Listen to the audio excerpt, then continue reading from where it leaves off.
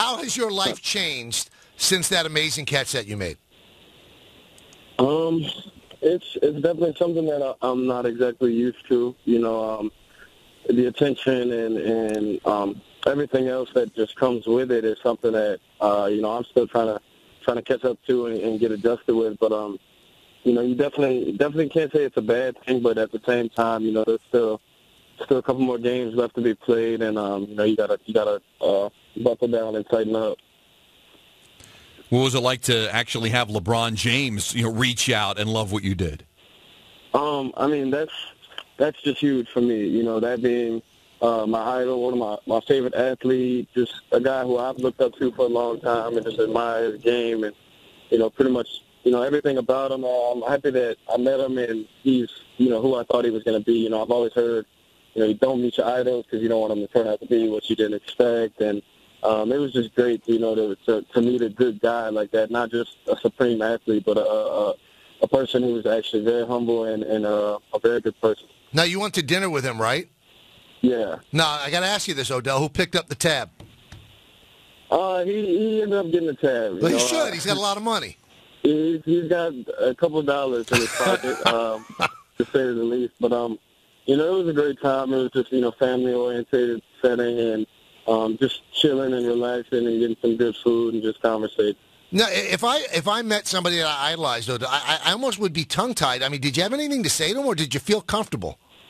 I was not exactly comfortable, I guess you could say, but it wasn't like I was, very nervous or anything like that. But it's still just so crazy to me. That's the one guy who I could say, if to think about it, if I were to meet him, I would be starstruck. It's I look up to him on that kind of level. So to be able to meet him and it'd be comfortable and to go to a couple of the games, I went to the Nets game and a conversation with him there. And it's just great to have a guy like that, who you can talk to and he'll give you advice whenever you need it.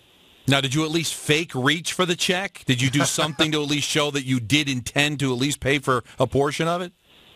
Well, what happened was I think the bill was passed not my way, so I didn't. It's not broke, don't fix it. Right, you didn't conveniently go to the bathroom. At least you were still at the table. Odell, how hard is it though to have all of these accolades thrown at you and all these special things happening to you, but yet, for whatever reason, it hasn't clicked to victories? That all this was happening in the midst of a Giants 7-game losing streak. How has that been to deal with?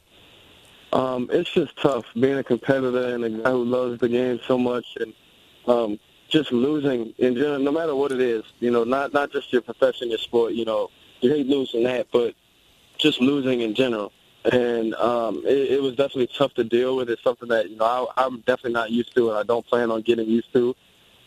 Is losing. So it's been bittersweet. It's been great to be able to do some of the things that I can just to put in the back of my mind for next year that, I have the ability to do this, and this is what, I was meant to be doing.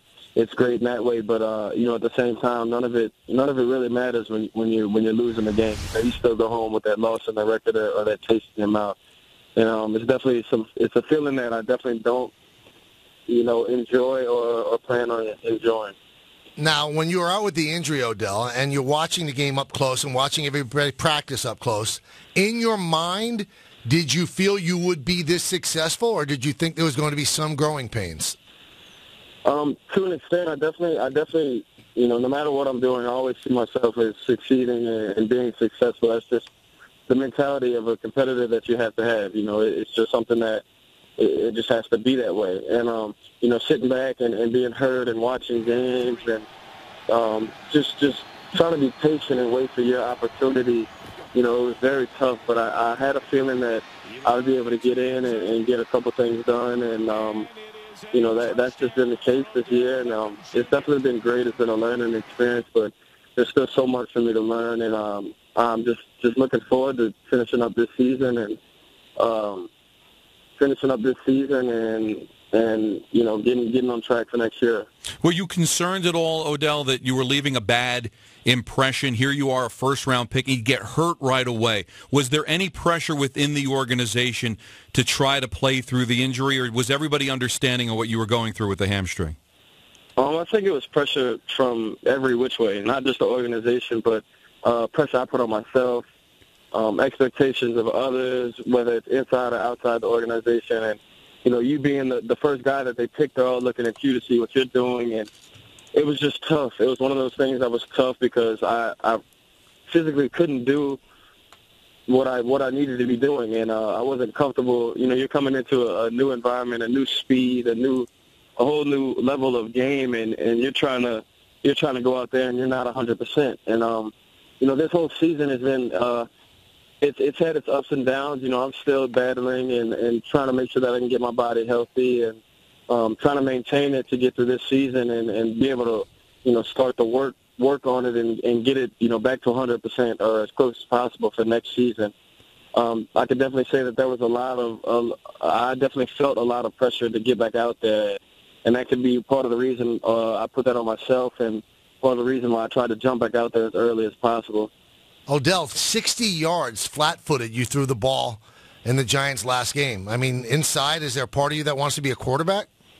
I think that's always been a dream of mine. You see guys like Russell Wilson, and he's not your typical stature of quarterback. The big 6'4", 6'5" guys. He's a smaller guy, shifty guy, and he moves around. I think just being in high school and then playing the Wildcat and all that. There's always been part of me that wants to play quarterback, but when I get to pass in the game and you get pressure in your face and you feel that.